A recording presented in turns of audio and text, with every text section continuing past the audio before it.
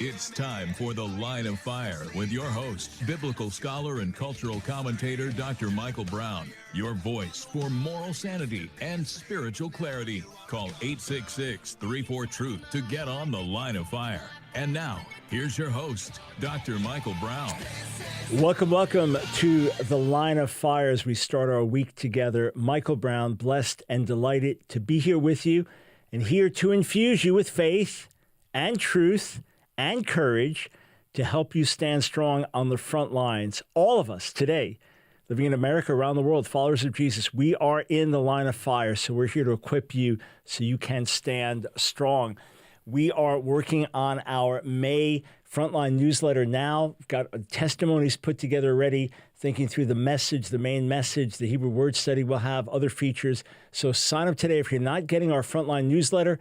If you want to find out more about my own background, testimony from LSD to PhD, the 3 R's of our ministry, revival in the church, gospel-based moral and cultural revolution in society, the redemption of Israel, by all means, you want to sign up. We'll get you on our welcome tour and get you our monthly Frontline digital newsletter, all free.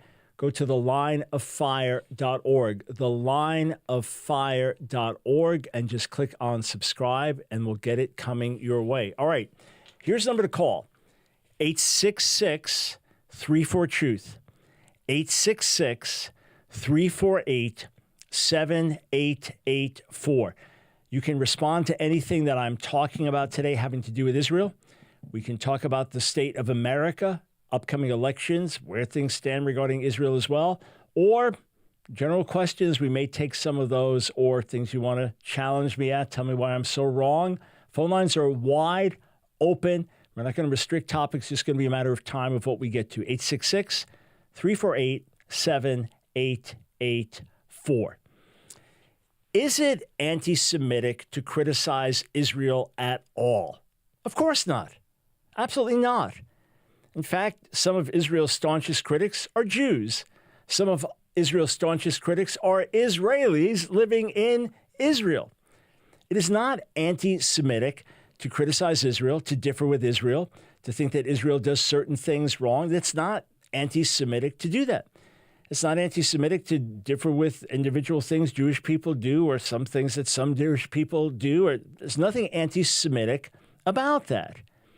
Natan Sharansky, who is the Soviet Jewish dissident, imprisoned for his dissidence, and then ultimately made his way to Israel, where he became a political leader, he gave a threefold definition of when it is anti-Semitic to criticize Israel. And I agree with his threefold definition. It's convenient to use. It is anti-Semitic to demonize the nation of Israel. In other words, to paint a picture of the nation of Israel as if it is this ugly, demonic, horrific entity. You say, well, I believe it is. Well, you're free to believe that. I'm saying it is anti-Semitic to believe that, but you're free to believe that, right? Just like if you said all whites are rapists or all blacks are murderers. Well, those would be racist comments. You can believe them if you want, but those would be racist comments. So when you demonize the nation as a whole, that's anti-Semitic. When you delegitimize Israel and say that Israel has no right to exist, then that is anti-Semitic. And when you use double standards, that you hold Israel to standards different than any other nation on the planet, and therefore single them out for criticism in certain ways, that is anti-Semitic. But to say, for example, I don't like Netanyahu, I think he's doing a terrible job as prime minister, that's not anti-Semitic. If you say, I think this right-wing government is downright dangerous, and you got some racists among them, you do. That's not anti-Semitic. If you say, I don't agree with Israel's policy in the West Bank, and I think they should pull out of their settlements, that's not anti-Semitic to say that. Israel has a right to defend itself, but they've gone way too far in the war to Gaza, and they're causing way too many civilian casualties. Nothing anti-Semitic about that. Nothing whatsoever. You can hold to those views, and many within Israel hold to those views as well. You can say, Jewish people I went to school with, they were like uppity. Okay, as long as you don't think all Jews are uppity. Well, I don't know. The Jews I work with in business, they're like really cutthroat and really tough with money. Okay, that's the ones you work with. Just don't make a generalization about Jews in general. That's when things become anti-Semitic, when you make a generalization about the people as a whole. The same with any other group. All right, the same with any other group. you can have an issue with Americans without being anti-American. But if you demonize the nation as a whole, if you delegitimize our right to exist, if you paint broad caricatured strokes about all Americans, then that becomes anti-American. It becomes biased in its attitude and speech. It's the same with Israel. So it always, I can't say it boggles my mind after all these decades, but it's still jarring to see how I can take issue with Israel on various points. I can say how there's no salvation for the Jewish people outside of Jesus Yeshua. And yet people say, well, you're just siding, you're just, all you do is side with your people or side with my race, as if being Jewish was just a race, interestingly. So it's always, so we can't criticize Israel? No one's saying you can't criticize it. You can do whatever you want to do. But the question is, when does it become anti-Semitic? So I'm explaining when it becomes anti-Semitic. So again, you may hold to those views, but I just say then you hold to anti-Semitic views. Now, today is Holocaust Remembrance Day, and it's extraordinary that at this time in Israel, when this is especially remembered, the sirens sound, people just stop, traffic stops, people get out of the cars just for a couple of minutes. This constant remembrance that Israel, even as of the last 24 hours, 48 hours, has been bombed from the north and from the south. Hamas bombing again. Yeah, in the midst of everything going on, bombing again. And Israel, of course, now carrying out retaliatory strikes in Rafah and doing its best to move forward. America has said we do not support the current initiative in Rafah as it stands. We don't support the current offensive. There's too much danger to civilians. Israel said, all right, here's a map. Go to Mawasi, go to this region here, because we're coming in for Hamas. This is the last Hamas stronghold, and we're coming in. And we have to do it, so evacuate. UN saying it's not humanitarian to have them evacuate again. You've got 1 million people holed up there. All kinds of complex, difficult issues for sure that are being worked out. But in the midst of this, Holocaust Remembrance Day, Israel in an existential battle for its own survival, with hostile forces surrounding it, and with Iran, the fighting the battle through its proxies, Hamas and Hezbollah, to try to wipe out Israel. An extraordinary time, an extraordinary season. In the midst of this now, Hamas has said that they accept the new Qatari proposal, ceasefire proposal. Israel has said they're examining it because this is different than what they agreed to. And there's only one reason Hamas is doing this. Just like they agreed to free hostages in the first place, it's because Israel devastatingly took out their strongholds in the northern part of Gaza very, very quickly.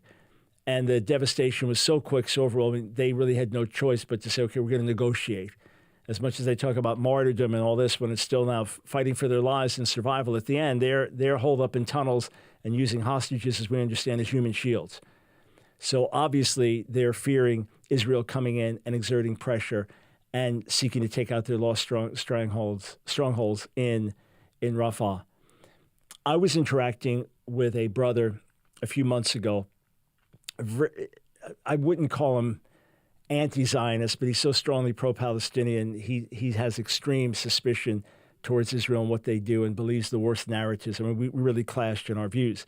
But he was saying, look, what about the teaching of Jesus, turn the other cheek? What about the teaching of Jesus that you bless those who curse you, etc.? Well, that's in interpersonal relationships. That is not talking about if some rapist and serial killer breaks into your home, that you say, oh, my wife's down the hallway there, the kids are down there, and God bless you as you go. No, that's not saying. You call the police instantly, and if you can subdue that person, you subdue that person. And if the only way to save your family was to take that person out, that would be a righteous thing to do.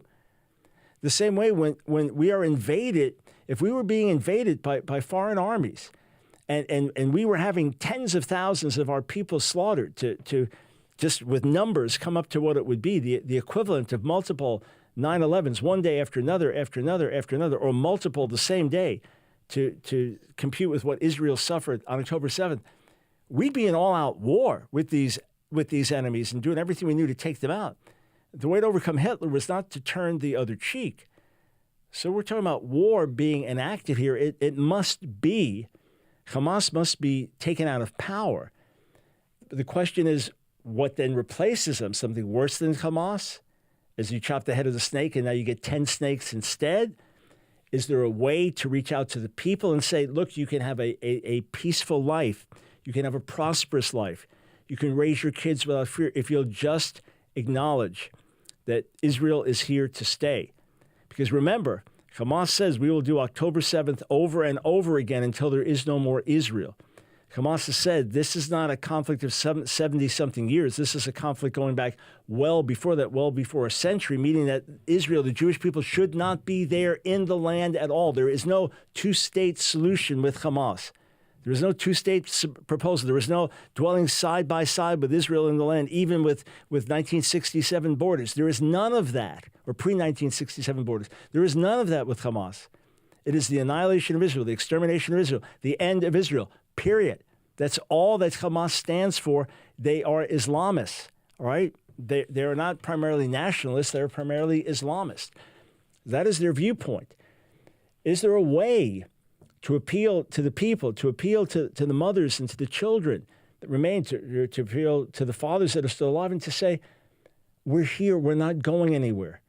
There is not going to be some massive return of millions and millions of ex-Palestinians that are around the world. That's not going to happen. So accept the reality here and dwell side by side in peace and prosperity. That's the dream scenario, right? Will help your economy. Will help your school systems. Will help your infrastructure. Will help with technology. You know, Israel's saying this. Just live in peace side by side with us. It can happen. Now, of course, there are extremists within Israel that don't want that to happen and say, no, we just have to repopulate Gaza and take it over again. And the same thing with take over Judea, Samaria completely, and no Palestinians there, no Arabs there, etc. There are some extremists that say it, but the vast majority of the people would be happy to live side by side. They've lost hope of it now after the massacre. They've lost hope. But this is where we stand today, friends. To take issue with how Israel conducts itself, to take issue with Israeli policy, on and on and on. That's not anti-Semitic. But if you demonize the nation as a whole, if you delegitimize Israel's right to exist and use double standards against Israel and hold those standards against them, contrary to the way you treat the rest of the world, that's anti-Semitic. All right, 866-34-TRUTH. Got a bunch more to cover today.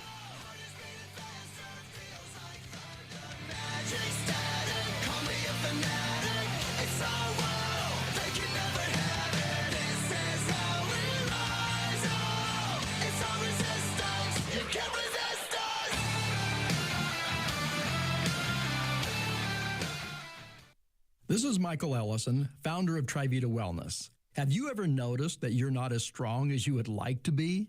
Is your muscle strength and even balance not like it was just a few years ago? I want to introduce to you MyoHealth, an amazing product packed with 9 essential amino acids that has been clinically proven to build strong, lean muscles at any age.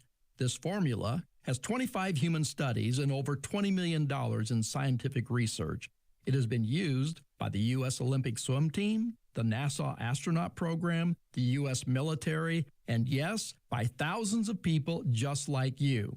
It has made such an incredible difference in my life that just recently, in my annual physical, my physician said, "You have unusual strength and balance for a man of your age." Thank you, MyoHealth. Here is our special offer for you as a Line of Fire listener. Feel stronger, have better balance, and improved quality of life. Try MyoHealth for yourself. Order today and use promo code BROWN25 to receive 25% off your order.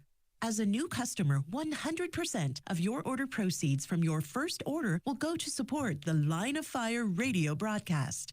Call 1-800-771-5584 or online at TriVita.com.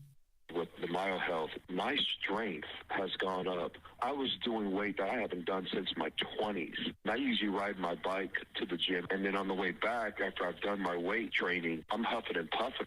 And on Sunday, I rode my bike there and back, and I had so much energy. I'm telling you, with the MyoHealth, amazing. I can't believe it. Try MyoHealth for yourself. Call 1-800-771-5584, 1-800-771-5584, or online at TRIVITA, TriVita.com.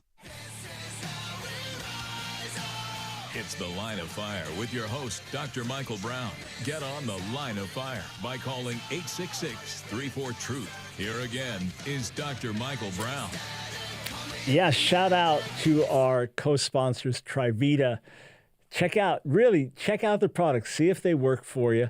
The money-back guarantee. But, hey, here's the deal. Worst case scenario, you made a donation to get us on more stations, expanding the Line of Fire. But best case, you find that these wellness products really work for you, as they do for me. I use them every day. So great supplements. 800-771-5584 to find out more. Okay, to get on the air with me, that's 866-34-TRUTH. Okay, tell you what, I'm going to go to some calls and talk about what's happening in Israel. And we've got some other calls under the subjects we'll get to as well. But a little bit later in the broadcast, I'm going to play a clip for you from one of the lead protesters at Columbia University. And to contrast the spirit of real revolutionaries with the spirit of the pampered protesters. As I said last week, I don't believe for a split second that suddenly, all over America, students have a bleeding heart for the Palestinian people. And they really care about the suffering of the Palestinians. Now, some do, but the vast majority, that's not the issue at all. It's just the latest rage against them machine, push back against the man. And I'm watching one video, and a lady looked white to me. She's telling someone else, we don't like you because you're white. We don't like white people. That's what we're protesting about. We don't like white people. This is just the latest variation of stand-up protest, down with the colonizers, down with the oppressors, and that's the Zionists and the whites and on and on. Just the latest manifestation. Or just rebel against the system. We'll get into that a bit more. All right, let me grab a couple of Israel-related calls. We'll start in Fort Worth, Texas. Joseph, welcome to the Line of Fire. Hi, Dr. Brown. Thank you for taking my call. Sure thing. Yeah, so I have a question. So I lived in the Middle East for a couple of years, been able to do some missions over there. My wife, she comes from Palestinian background, and so Arabs are really dear to my heart, and I really got to see the Arab community and the Christian community that's there and understand what it's like. My concern is that the evangelical movement today overlooks the suffering of the Palestinian people and solely focuses on just praying for Israel, praying for its success, which is good. We need to be praying for Israel. But I also believe that many Christians are overlooking the plight of the Palestinian people, including Christian brothers and sisters there. And so I guess, I hear on your program that you don't like to use unequal weights and balances. And I do kind of see that with how we're addressing the Palestinian people, because yes, Hamas needs to be taken out, but at the same time, the way that Israel is conducting its war, they need to be using a surgical tool in order to extract Hamas, and instead they're using a sledgehammer. And so for me, I just wanted to get your opinion about this. I think the way they're conducting the war is they're actually doing more harm than good in the long run, because they can actually be promoting more terrorism. Yeah. I agree with much of what you're saying. Number one, especially with the older generation. The younger generation of believers, of evangelicals, is really much more confused when it comes to Israel and doesn't understand God's purposes for Israel the same way as the older generation. But with the older generation, you're 100% right. We often forget about the suffering of the Palestinian people. We forget about the Christians among them. We forget to pray for their salvation. I was actually part of a meeting Saturday night in Vermont, and a local pastor was asked to come up and pray for Israel at the end. And he did, but didn't say a word about the Palestinians. When he finished, I said, let's pray for the Palestinians. They're precious in God's sight as well. And I've said, like a broken record on the show, that Palestinian blood is just as precious in God's sight as Israeli blood. The very first day of the massacre, in fact, I was speaking the next day, October 8th, in Fort Worth, and brought a message on God's pain for Israel. But I said, listen, the nature of the war, the nature of how Hamas has entrenched itself in the midst of civilian communities, there are going to be more Palestinians who die than Israelis. We need to be praying for the Palestinians.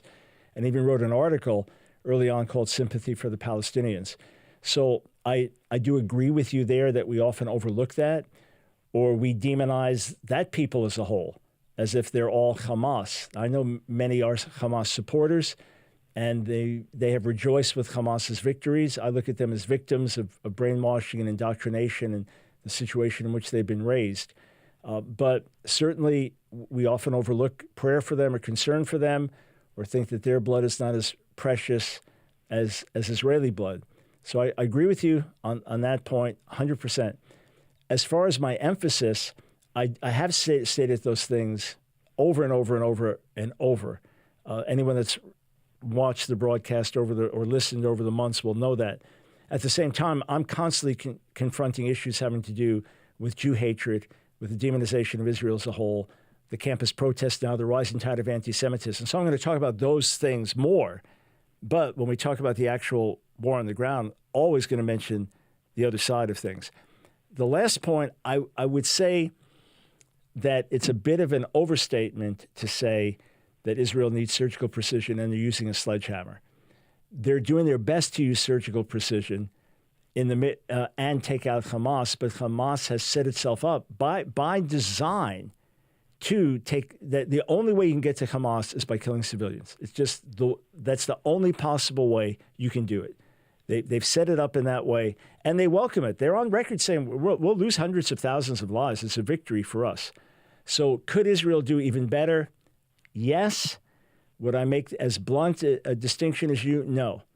Now, is there a problem ultimately that what Israel does is going to lead to more problems? Yes, absolutely. It's a very, very difficult situation here. That's why I put out my dream scenario. So I agree with almost everything you said, but I believe the sledgehammer versus surgical precision is an overstatement in light of the reality of the war there and the degree to which the people are willingly working with Hamas, standing with Hamas. We even know October 7th, there's civilians that joined in the massacre, the civilians that were housing hostages. And you see the crowds. I mean, I saw the footage myself, showing that the IDF has put together the 47 minutes of footage. I saw the celebration as bodies were brought in and paraded through the streets, and the crowds were celebrating and taking pictures on their cell phones. So it's a tragic, difficult situation. But I agree with almost everything you said, the way you said it, except one point I would nuance a little. All right? Okay. Yeah, sounds good. Thank you, Dr. Brown. Thank you so much for the call and for raising these issues. It's very important. And I just want to second what Joseph had said. Don't forget about the suffering of Palestinian people right now. Yes, Israel is under siege. Yes, living in Israel is incredibly intense with the world coming against you. Yes, Jew hatred is rising around the world. We need to call it out, confront it. At the same time, don't forget about the Palestinians suffering greatly in horrific conditions. There is shortage of food supplies, water supplies, things that Israel sends in as well. Hamas tries to take for themselves. That's another issue and problem. Disease, real problems. And then, of course, all those who've been killed, thousands who've died. We don't know the exact numbers because Hamas is giving the numbers, and they don't even tell you which were their own combatants and which were civilians. And numbers are normally inflated by Hamas. In any case, there's doubtless great suffering, and there are Christians among them as well. The Christians' greatest enemy, though, is not Israel, it's Hamas. Let that not be forgotten in the Middle East, and may God intervene in his mercy. 866-348-7884. A whole lot more to go on the broadcast today. Thanks for standing with us. Thanks for helping us push back against the darkness. Together, we are making a difference.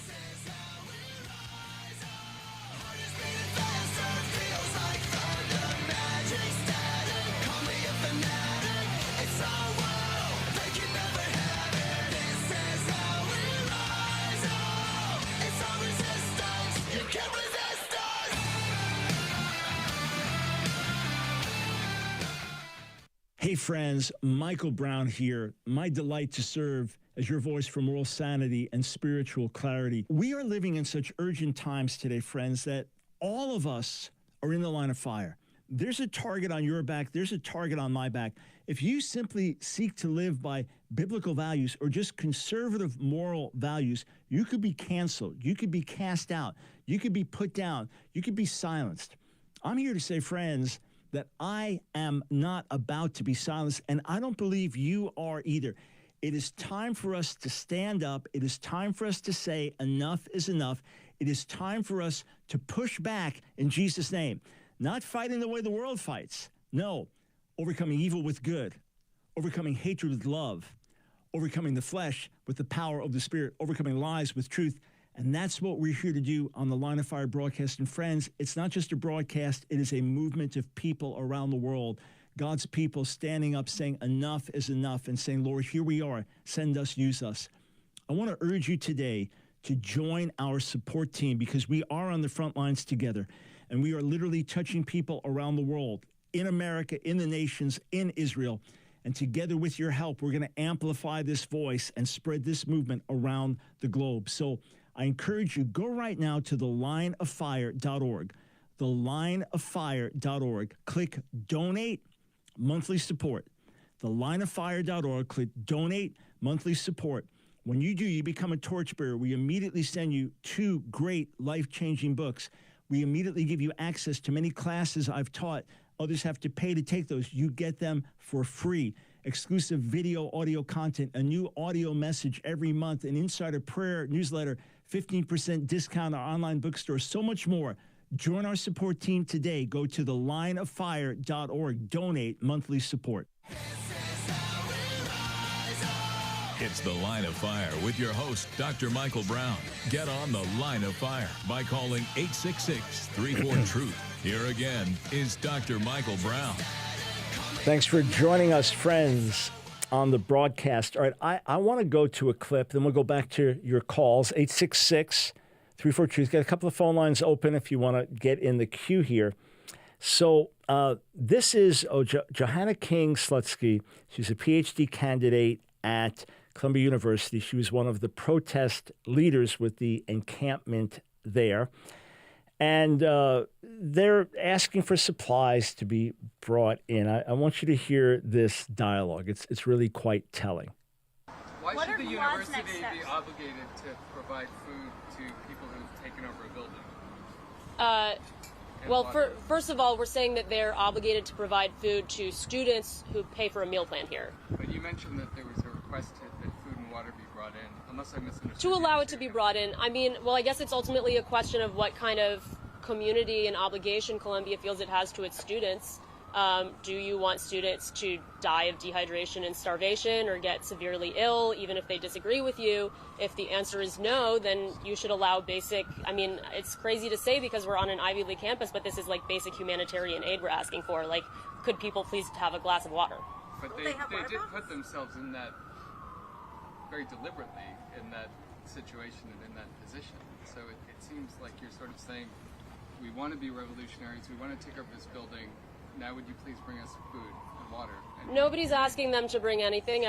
We're asking them to not violently stop us from bringing in basic humanitarian aid. They're stopping the delivery of food? We are looking for a commitment from them that they will not stop it violently. But they haven't stopped it yet.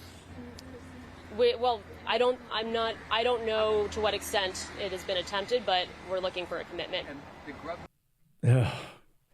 May God bring this young woman to a saving knowledge of her son and give her a purpose in life beyond this pseudo-revolutionary nonsense. By the way, her doctoral thesis, quote, I'm particularly interested in theories of the imagination and poetry as interpreted through a Marxian. Oh, Karl Marx, what do you know?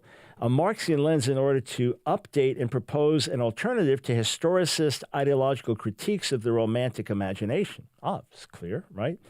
She said, prior to joining Columbia, I worked as a political strategist, this is her bio at Columbia University, for leftist and progressive causes and remained active in the higher education labor movement. Notice it's just the latest revolutionary Marxist cause. what's so extraordinarily ironic is, okay, you have the people in Gaza are really suffering potential dehydration, starvation, severe illness because of the conditions in which they're living.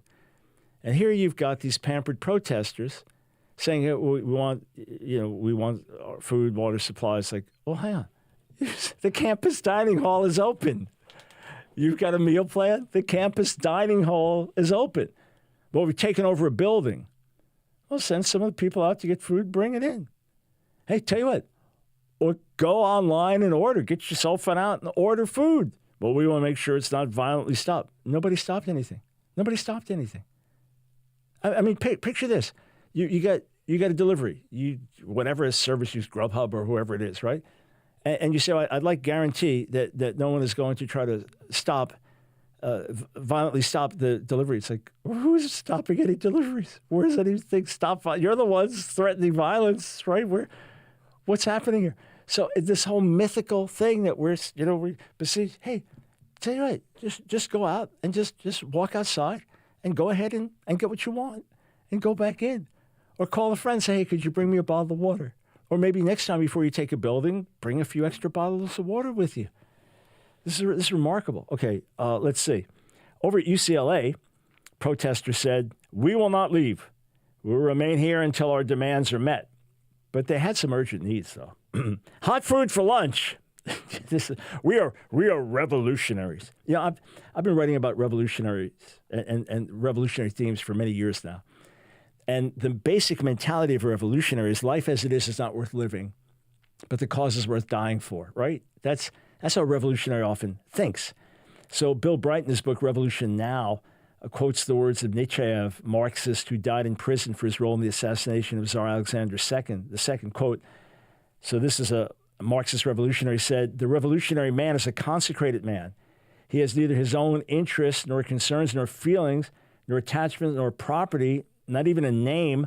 All for him is absorbed in the single exclusive interest, in the one thought, in the one passion, revolution. Che Guevara invited his old friend Julio El Gaucho Castro to join him in Cuba, and he said, this experience of ours is really worth taking a couple of bullets for. If you do come, don't think of returning. The revolution won't wait. Well, these protesters don't seem to be willing to forget about taking a bullet. How about cold lunch? No one's got hot food for lunch. I'm looking at the demands. Important, all caps. I mean, how could they protest effectively without a nice hot lunch? And also on their list, vegan food, gluten-free food, and then quite emphatically, no packaged food, no coffee, no bagels, no bananas, no nuts. On with the revolution. And they had urgent needs, all capitals, urgent. Headlamps, airsoft goggles, skater helmets, wood for barrier. And we have to construct a barrier. We need, please bring us the wood for our revolutionary barrier. Rain ponchos, umbrellas, and super bright flashlights with strobe charged. Yeah, the flashlights, make sure they're super bright and make sure they're charged. What kind of revolutionaries would we be without super bright strobe flashlights fully charged? Over at the University of Chicago, the protesters made a series of supply requests for its medical tent, including Plan B, also known as the morning after pill. Just in case the revolutionaries get to doing some other extracurricular activity, make sure you have the Plan B pill, HIV tests, and dental dams. If you don't know what dental dams are, that's just fine. Those who do, yeah. This is on with the revolution. What kind of nonsense is this? This is what a pampered, privileged protest looks like. It's not based on principle. That's what it looks like. All right, back to the phones. Let's go to Dayton, Ohio. Carl, you are on the line of fire. And your name is your Dr. Brown, right? That's the last time I checked. Yes, sir. I don't have much to say. I'm just sick of these ignorant people. They don't really know what's going on. These are just descendants of Philistines and Edomites, and that's all they are. And I'm a black guy who was grafted into, into the kingdom. And I just see these ignorant people. They like in Dayton. I was out one time, and it was a Wednesday. This is when it's just getting started.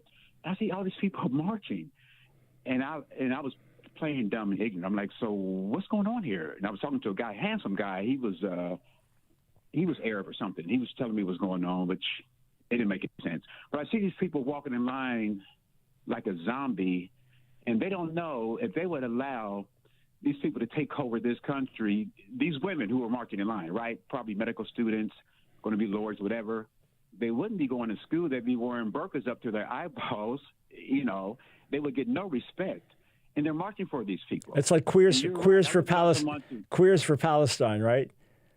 I'm sorry. It's like the Queers for Palestine movement. It's like you could do that. You could do that in Israel. You could have a gay pride march in Israel, sad to say, but go ahead, have your gay pride march in the West Bank, or worse still, in Gaza, and see what happens to you. See what happens to your trans feminism.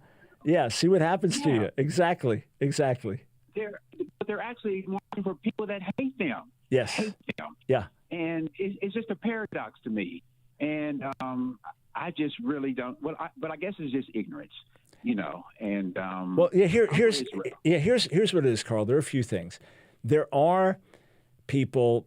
Look, there are Jews against the war in Gaza right now because they feel Israel's going too far, and it's bringing great suffering on Palestinian people. So there are those who are genuinely compassionate, and you're going to have Muslims who historically have issues with Israel and are more pro-Palestinian. So they're going to have some knowledge.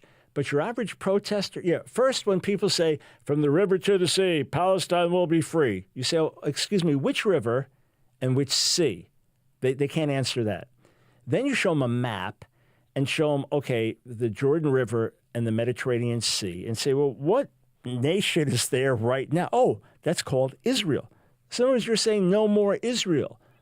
Oh, we didn't realize we were saying that. That's another thing. And then, okay, well, where do the Jewish people go?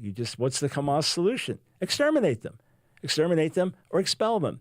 That's the Hamas solution. And you are standing with Hamas.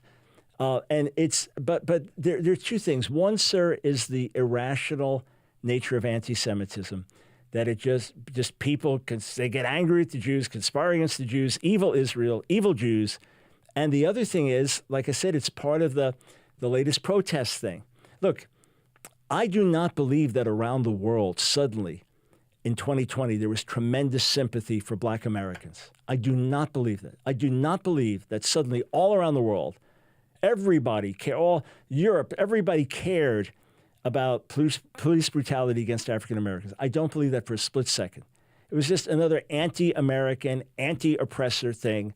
I don't believe it was true solidarity or true compassion or true anything in that regard. So this is the latest manifestation of that, and it is irrational. And then a lot of the younger generation, TikTok, they're educated in such a way that Hamas, they're the great freedom fighters. Osama bin Laden's manifesto against America or against the West, that went viral on TikTok recently. People are like, yes, he's got it right. It's like, you realize who that is? You realize who that is? You realize that man wants you dead? That you're part of the problem in his eyes? So tremendous ignorance, tremendous demonic deception. And that's the scary thing, to see this many people drink the Kool-Aid. To think, Columbia's just said they're shutting down their commencement ceremonies. This is a big thing, graduation, shut down because of these protesters. Other schools doing the same, going to complete remote classes now. Yeah. Thank you, sir, for the call. I appreciate it. Hey, guys, let's grab some of those slides. When I debunk the myth that today's Jews are actually descended of the Khazars, this myth, Ashkenazi Jews, white Jews, just among many comments we get, Zionism is Satan's army on earth. We have those slides, guys? Yeah, there's one of them. Zionism is Satan's army on earth. And then as I talk about how our universities are cultivating anti-Semitism, one of the replies, he's just on YouTube, the U.S. is finally waking up to the fact that it is Zionist occupied. Those evil Zionist Jews trying to take over the world. Oh, yeah, that's the rhetoric out there. We'll be right back. George, I'm going to get to your call shortly.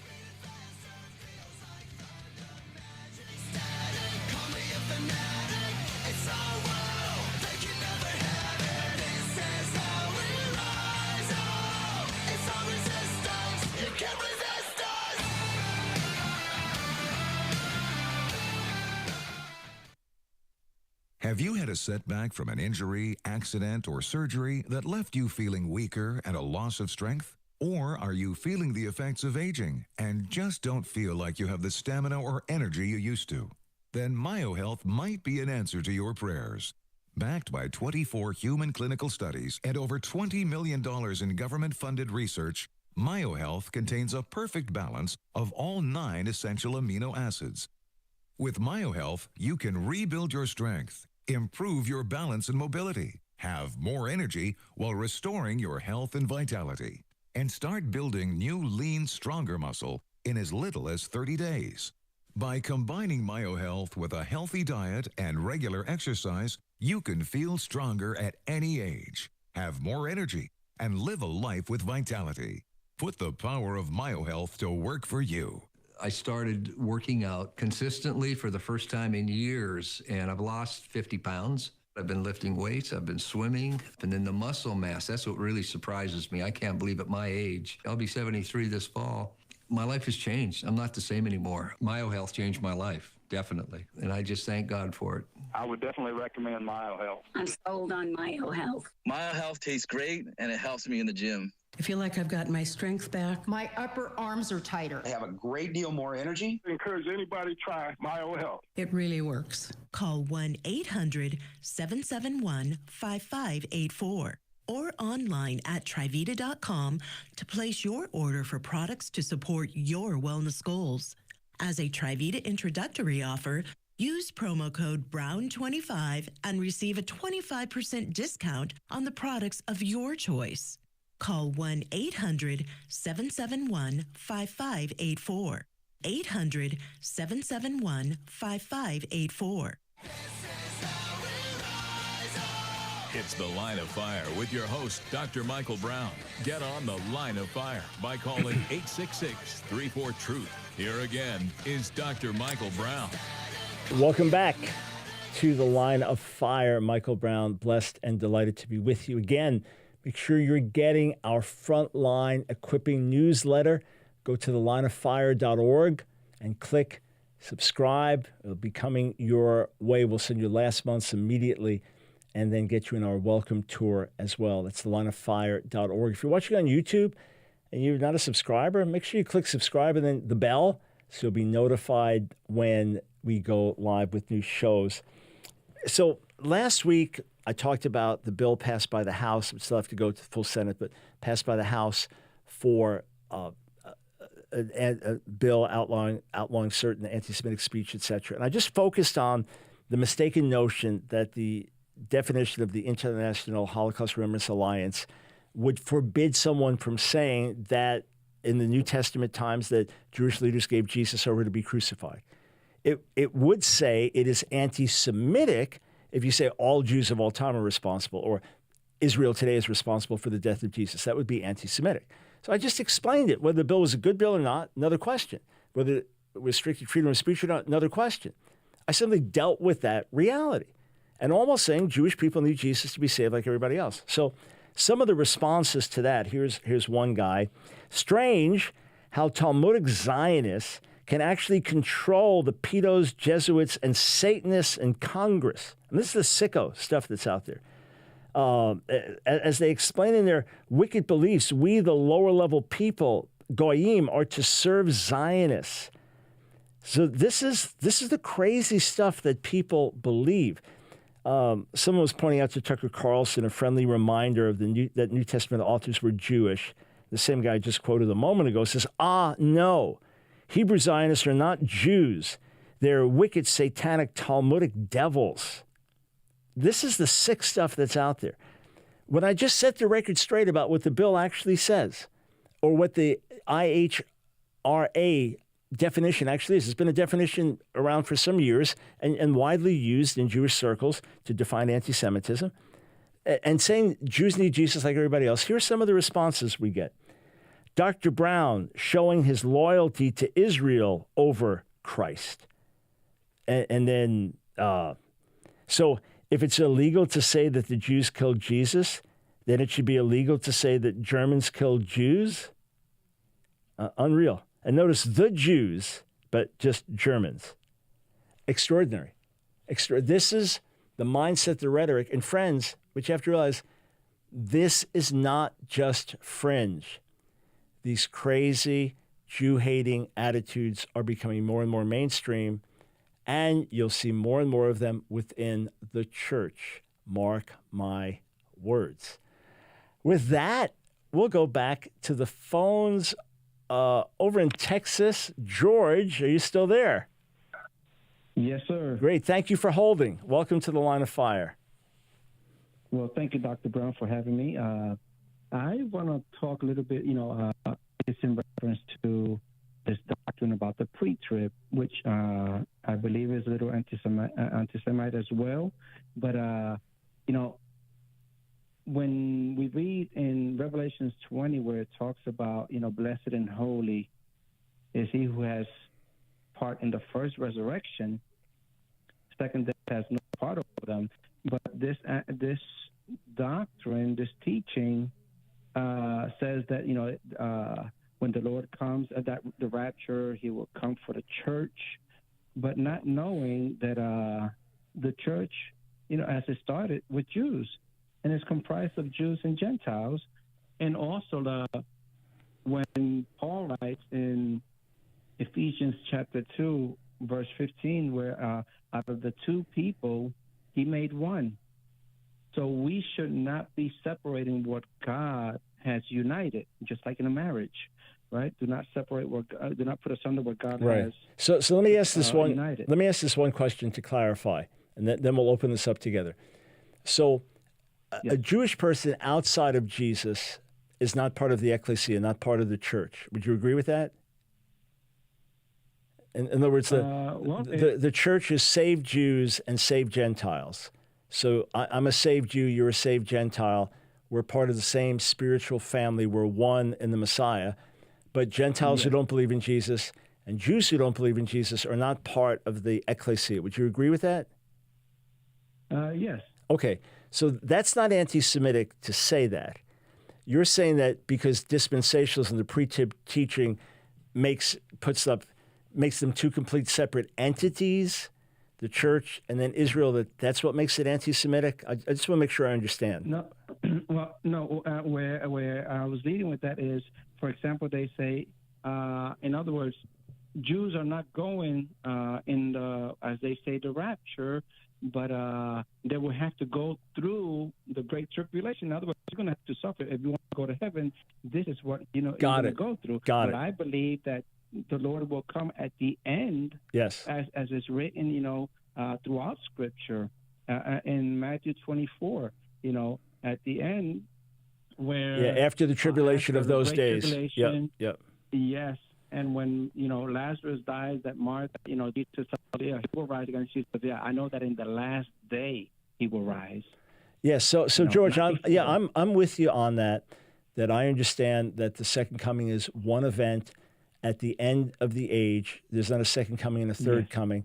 So after the tribulation of those days, that he will appear for the entire world to see, and that we will look to him and we'll be caught up together with him and descend to the earth. So here's the interesting thing about dispensationalism, the pre-trib rapture idea.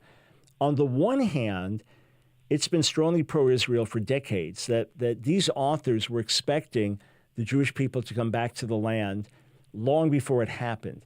They were talking about it, they were believing for it, they were praying for it, and they would be on the front lines of those recognizing modern Israel today as fulfillment of prophecy, which is, or ongoing fulfillment of prophecy, which is wonderful and scriptural. They would be on the front lines standing with Israel today and standing for Israel's right to defend itself, which is all good and positive. And they would be believing that America should have its capital in Jerusalem and that we should recognize Jerusalem as the capital. All those are good, positive things that would be philo-Semitic, right? Pro-Jewish, pro-Israel. The negative is what you're saying, which is that the scenario is when all hell breaks loose on earth, that the church is taken out, but Israel remains, and that while we all feast in heaven, the Jews are getting slaughtered on the earth with something maybe even worse than a Holocaust. And we're praying for the return of the Jewish people back to the land, to be slaughtered? So that's why on the one hand, pre-tribbers, dispensationalists, historically they've been pro-Israel, standing with Israel, supporters of the nation, etc. But the problem is that the end-time scenario is one where when it gets really bad, that the church is out of here because God couldn't let his beloved church suffer like that. But the Jews suffer and then have to go through tribulation and maybe some horrific suffering in order to be saved, as opposed to simply being saved by faith. So yeah, there's some real problems with it. And again, sir, the average pre-trib person you meet is going to be pro-Israel, believing that God's restored the Jewish people back to the land. But there are some aspects of it that really are very unpleasant to the Jewish people, and that raise concern. So I appreciate the call. Thank you, sir. Thank you, sir. Yep. Have a blessed one. You too. Now, look, friends, the way you evaluate a doctrine is just what does Scripture say, right? And we recognize that just as the disciples didn't understand messianic prophecy about Jesus until after he died and rose, so those events had to happen, then they opened their eyes. We don't want to be so arrogant to think that we alone have the full revelation of the end, or that we have every detail in place, or that only we have the right eschatology and everybody else is in such error that they're not even saved or they're deeply deceived. We don't want to fall into that mentality. But I just want to throw this out to you. All right? I want to throw something out to you. Let's say you're Calvinist, Reform, you believe in the sovereignty of God, or just in general, you say you believe in the sovereignty of God. So that if there's a world war, ultimately God caused it or willed it. So if there is the rebirth of the modern state of Israel after 2,000 years, and in terms of full sovereignty, well over 2,000 years, there's a rebirth of Israel out of the ashes of the Holocaust. Who did it? Who did it? How did it happen? Who was behind it? Was it just people? Was it the devil? And does anyone have the power to undo God's edict? Because God scattered our people, my people, in judgment. We don't have the power to regather ourselves. UN can't regather us. Satan can't do it. Only God could do it. So here the Bible talks about God preserving us and bringing us back into the land despite our sin in numerous prophetic passages. He brings us back. So here we are back in the land. The Bible talks about Jesus coming back to Jerusalem, and Jerusalem being a city of controversy for the whole world. And here we see the world controversy around Jerusalem. We see a growing number of Jewish believers in the land, now several tens of thousands. We see the rising religious opposition. It's just like New Testament times unfolding again in so many ways. Is it so striking to believe that, hey, the Bible says it's really coming to pass? I'm not a dispensationalist. I'm not pre-trib. But I do believe that God keeps his word. I do believe when he speaks plainly, we should take him plainly. And therefore, as I see these things unfold, I clearly see the hand of God. May God intervene. May he bring his Jewish people, may he bring the Muslim people to himself there, and may his mercy be poured out on all those suffering in the Middle East right now. Back with you tomorrow.